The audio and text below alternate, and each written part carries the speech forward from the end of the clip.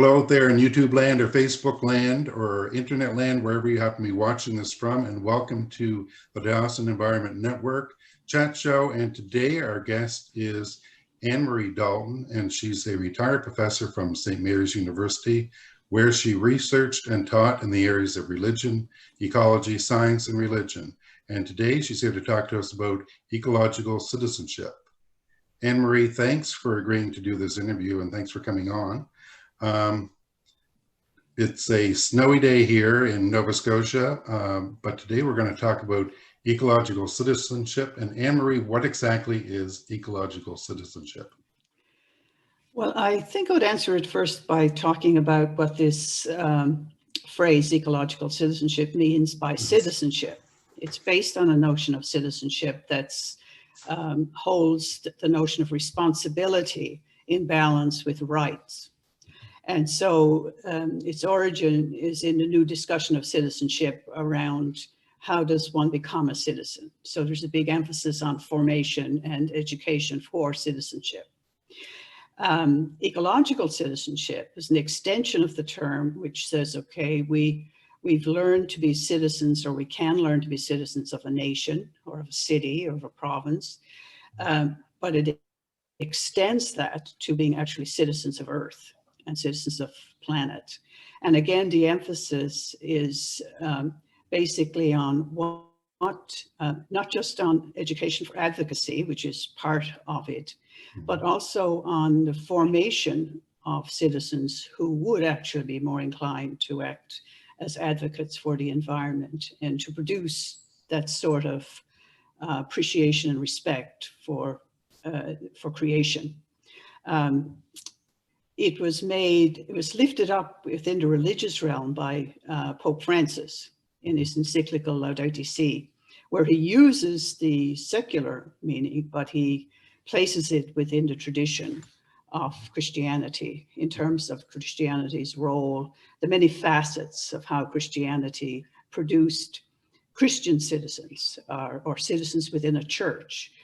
So its emphasis is on the formation of virtues such as care for creation, appreciation of science, various things which would contribute to a more responsible ecological presence on the earth. So basically, I like it because it involves a large sort of landscape of different efforts, including art, literature, symbolisms, rituals, all the things that Christians and other religions have held on to for thousands of years as being important in formation and in education of its members and participants. So it's in that light that I particularly noticed the use of this by the Pope in his important encyclical. And Anne Marie, you recently gave a talk on the Diocesan Environment Network on the Thursday evening, and you spoke a lot about Pope Francis and his work and his talk on the environment and asking people to care. Do you think that this has brought a lot more attention to the environment? And how far do you think it's raised the bar?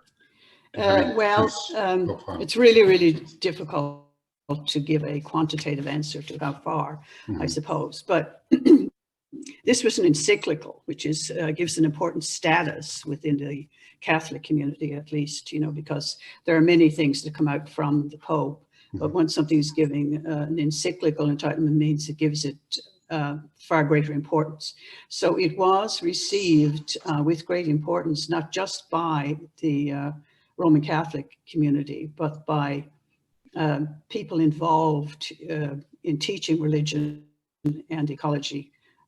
I recall when it first came out that many of the American Academy of Religion and various big organizations that had conversations on religion and the environment were quite excited about this because it gave credibility for many, an important voice to what they were already doing. And certainly within the Catholic community, it would have given great support to members of the clergy, teachers, leaders who are speaking up for the environment and its importance.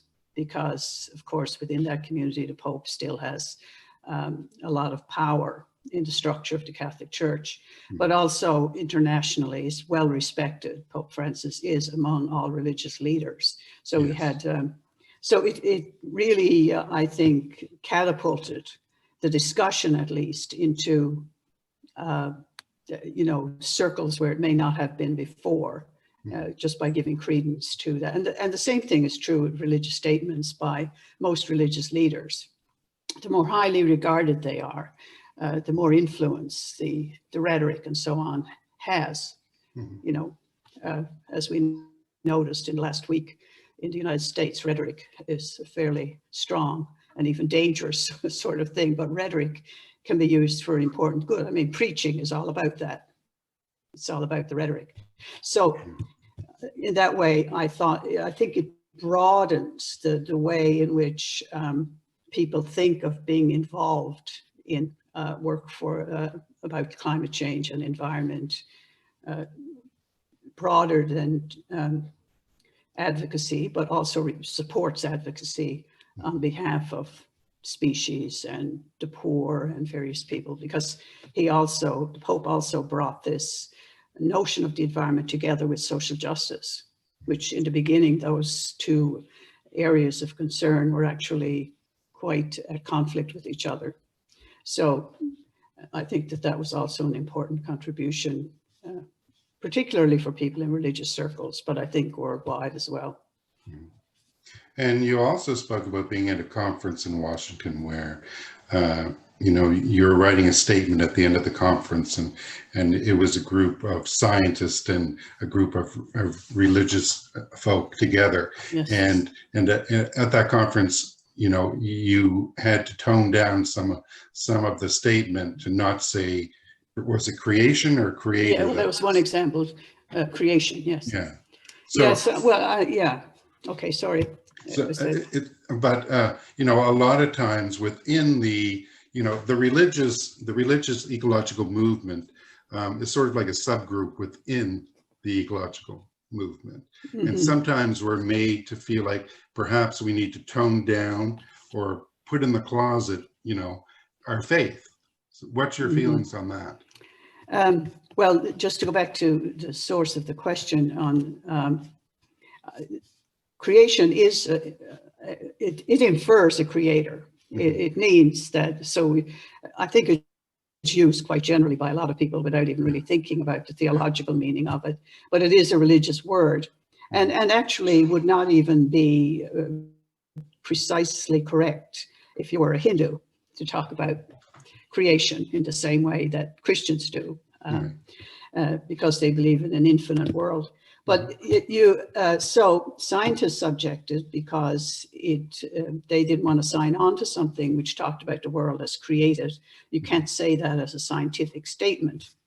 As I mentioned to you before in conversation, there were also negotiations in that meeting between different religious groups, because you had some fairly fundamentalist and biblical literist groups who didn't want to have anything that implied an evolutionary quality to the natural world, or from other groups very strong on anything that might challenge human entitlement to the earth as resources for them. So there was quite a lot of, and this was early on, this was already in the early 80s, well actually no, late 80s, but it was still fairly new to have a science religion conversation, you know, definitely planned. So it was delightful and good at the end, but yes, it did highlight this difference between speaking from a religious perspective and speaking from a scientific perspective.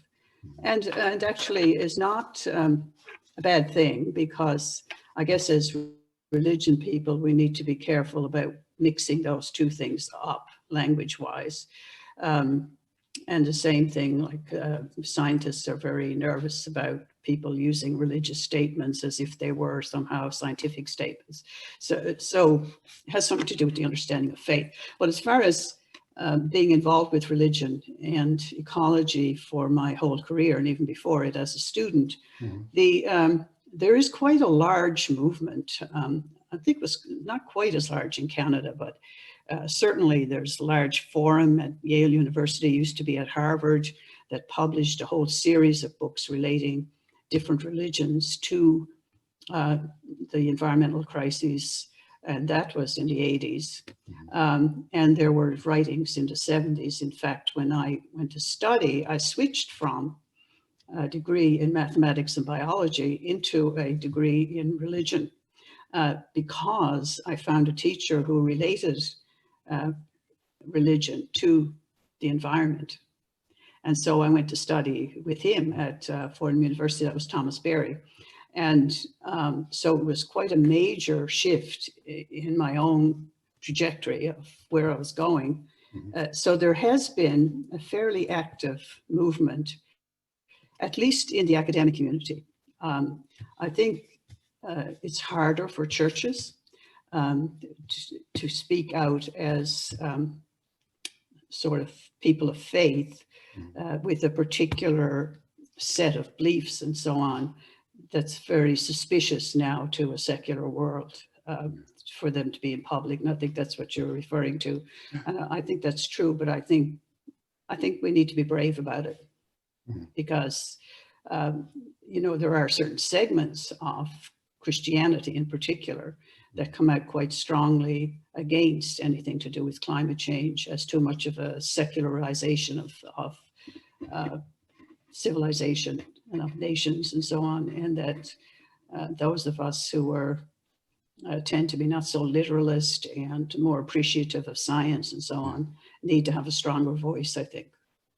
Yeah, I agree with that. Yeah, that's true. There is a huge movement, you know, within the Christian right that are, you know, climate change deniers and, exactly, you know, and use their faith for that. So I think you're right. I think that we need to be more vocal as Christians for that. So, but Anne Marie, where did your love of the environment first come from? Where did that start? Well, I think I gave a lot of thought to this question when you asked it. I think the basis for it was growing up in a very natural setting where you spent almost your entire, at least short summers, out in the natural world, very close to the ocean, very close to forests, very close to what we now call unspoiled nature, as well as, you know, small time growing of food and so on within. So there was a lot of learning that was not so intentional as it was necessary, and so that kind of, I don't like to call it, I got asked a question during the talk about love of creation, which is wonderful.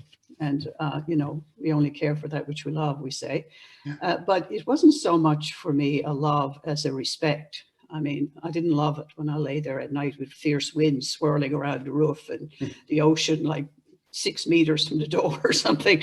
So there's a certain fear element, but it's a respect for nature, I think, an appreciation of how it is, and certainly love in the sense of certain animals, certain and creation as a whole that came from there.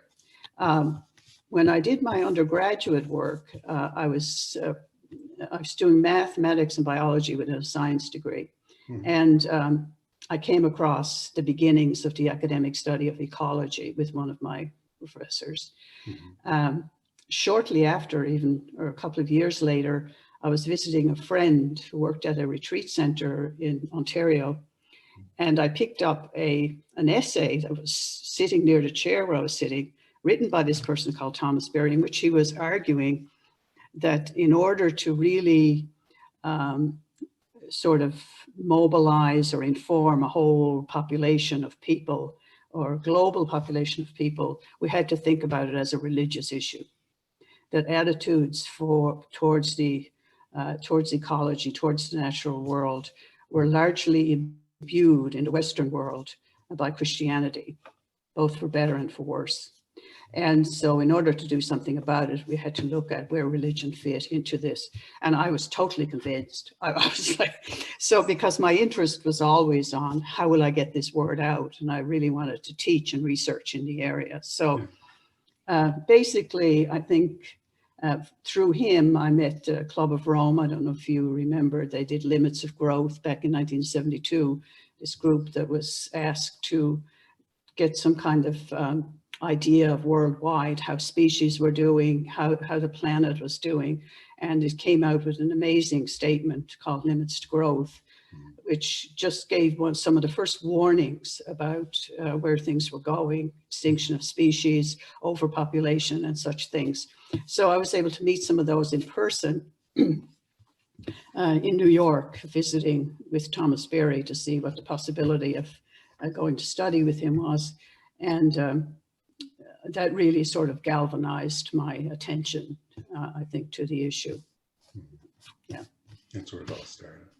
Anne Marie, we're all out of time, but I want to thank you for coming on and doing this little talk. It's really been interesting chatting with you. If you haven't caught Anne Marie's lecture or talk that she gave on the Diocesan Environment Network, catch it out on our YouTube channel. If you like this interview, make sure that you like and subscribe to our YouTube channel on the Diocesan Environment Network. And thanks, and we'll see everybody later on.